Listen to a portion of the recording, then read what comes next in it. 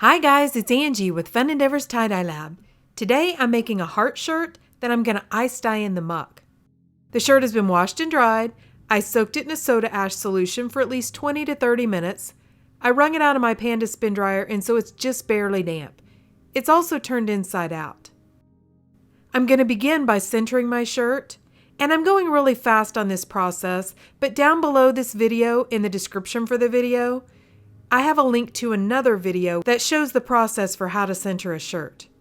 Basically, I'm getting the center of the front of the shirt right up next to the center of the back of the shirt so that they're a little bit more uniform after I apply the dye.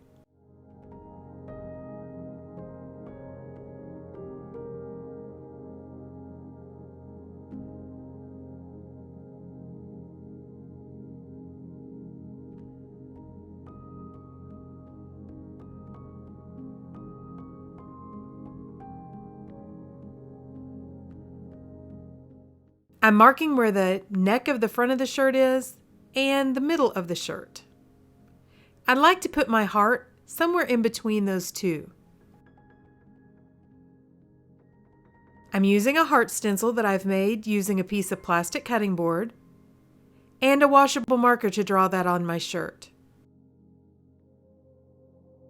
I like to begin fan folding a heart up at the very top. I think it's easier to make that curve in the heart when I do it right at the beginning. So I'm going to fan fold this line and tie it up with some sinew. The sinew is an artificial sinew that has been wax coated, and so when I tie a line with the sinew and pull it down really tight, that wax coating will catch on itself and form pretty much a watertight barrier that won't allow any of the dye underneath it. That's what gives the white lines in a tie-dye when you use the sinew.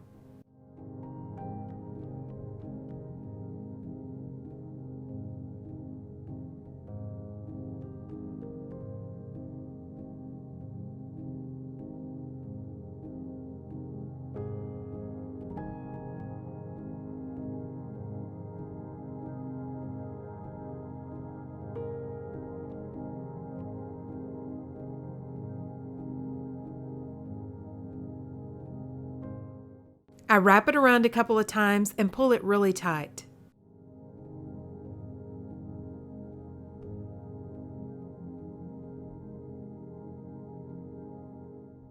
I want to continue the sinew lines throughout the shirt, so I'm going to fan fold the rest of the shirt and keep adding sinew lines every so often down the shirt. I want to make the sinew lines get a little bit further apart though as I go down the shirt.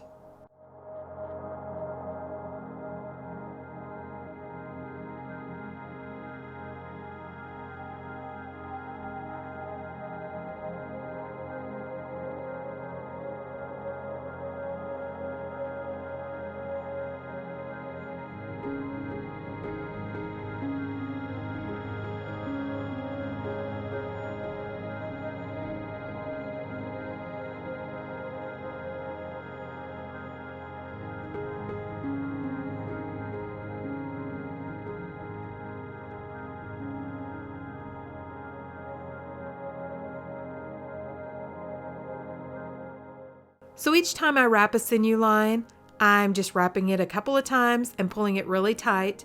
And like I said, I'm continuing to make my sinew lines further apart each time I go.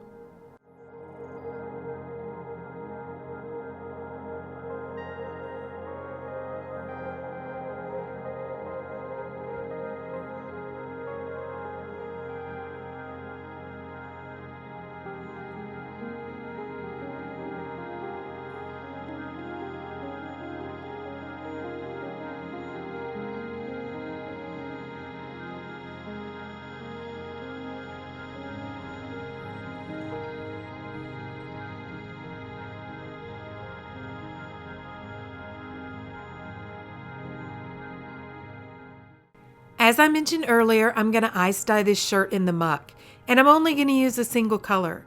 I'm using raspberry from Pro Chemical and Dye. I've placed the shirt down inside of a small container, and I'm going to just sprinkle the raspberry over the top.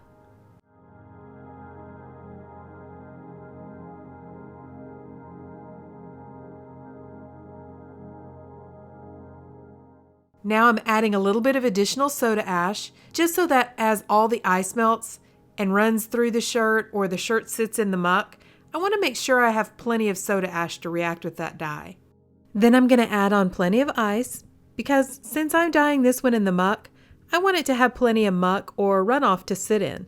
Because that's all that muck is it's the runoff from the ice and dye that the shirt is just allowed to sit and process in. Then for good measure, I'm going to add just another little sprinkle of the dye over the top of the ice. Now I'm going to set the container aside where it won't be touched or disturbed for at least 24 hours. I believe that this shirt actually processed for 36. Then I took the shirt to my utility sink and began to rinse it in cold water.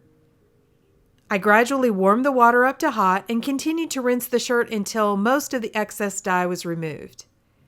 Then I threw it in the washing machine. I washed it with hot water and a little bit of Dharma's textile detergent, threw it in the dryer, and this is what our shirt looks like. So I really like the way this shirt turned out. I like using the single color sometimes on some of the muck dyes. I think it makes for very interesting color splits if you choose the right color. And I like the blue that came out of the raspberry. I've used this raspberry for other things, and I think it's always an interesting color to ice dye with. So hey, if you guys have enjoyed watching this video, I sure would appreciate it if you would subscribe to my YouTube channel. All you have to do is hit the big red subscribe button. Thank you all for watching, and I hope you have a great day.